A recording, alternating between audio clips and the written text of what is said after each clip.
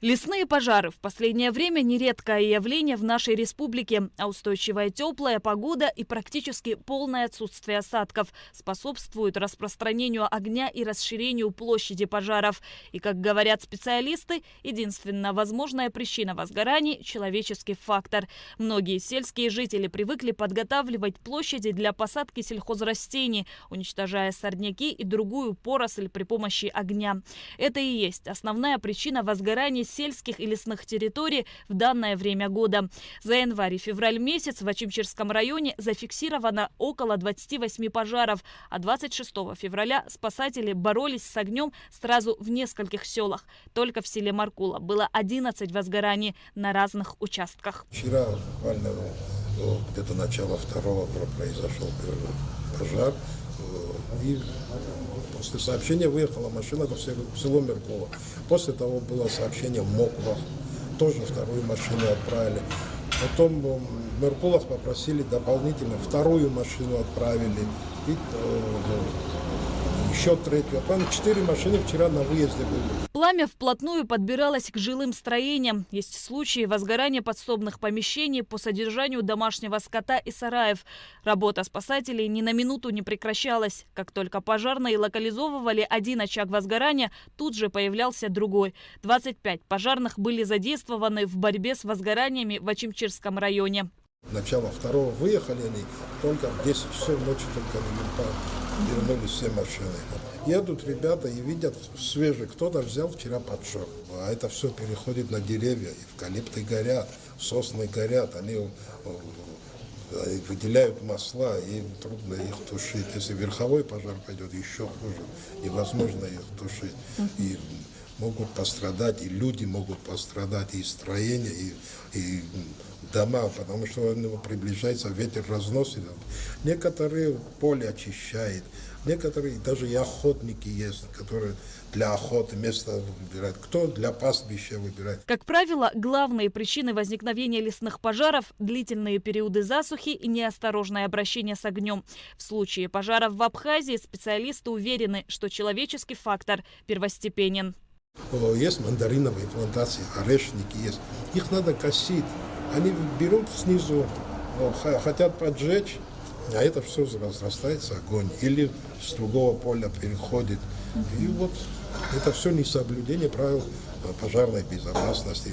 Есть действительно добросовестные люди, ребята, молодежь, есть, которые душой болеют за район, за Абхазию, за республику. Они даже до нашего прихода начинают что-то, но в основном большинство ждут, пока мы приедем. В 11:00 наша съемочная группа работала в Очимчирском районе. Здесь во дворе были спасатели, которые на протяжении 3 суток тушили огонь.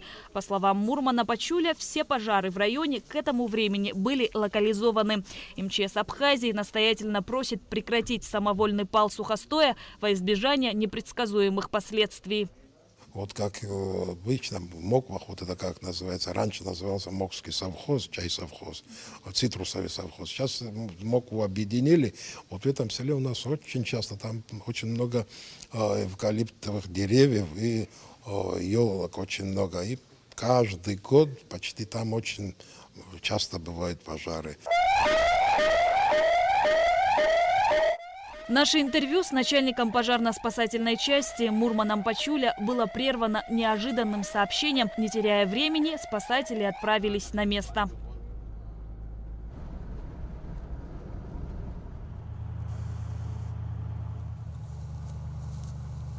Лесные пожары опасны тем, что не очень быстро распространяются. В ветреную погоду и при наличии сухой растительности пламя может уничтожить огромные площади. И это происходит мгновенно.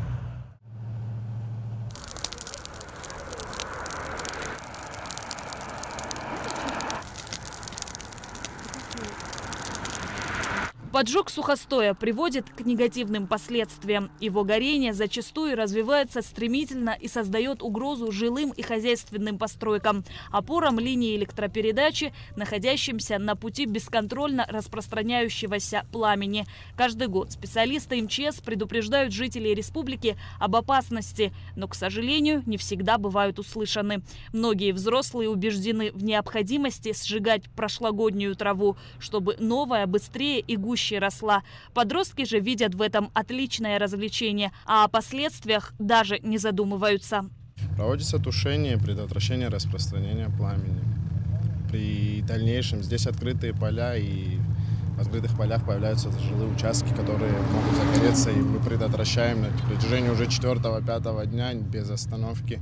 Ребята работают, трудимся, как бы сложно. И я в 3-й сутки уже без перерыва нахожусь на территории части и на выездах.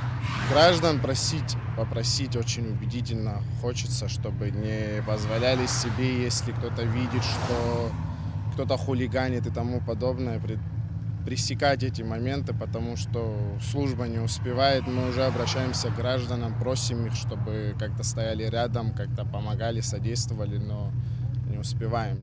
Необходимо отметить, что пал травы не только наносит материальный ущерб, он вреден для окружающей среды и здоровья человека. Образующийся от горения смог, попадая в дыхательные пути, вызывает аллергические реакции и обострение хронических заболеваний. Кроме того, страдают слизистые оболочки глаз, носа, ротовой полости.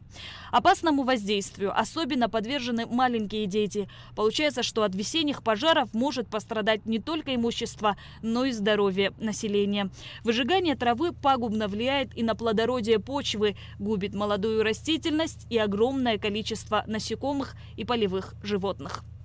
Шазина Ханагуа, Алексей Агухава, Абхазское телевидение.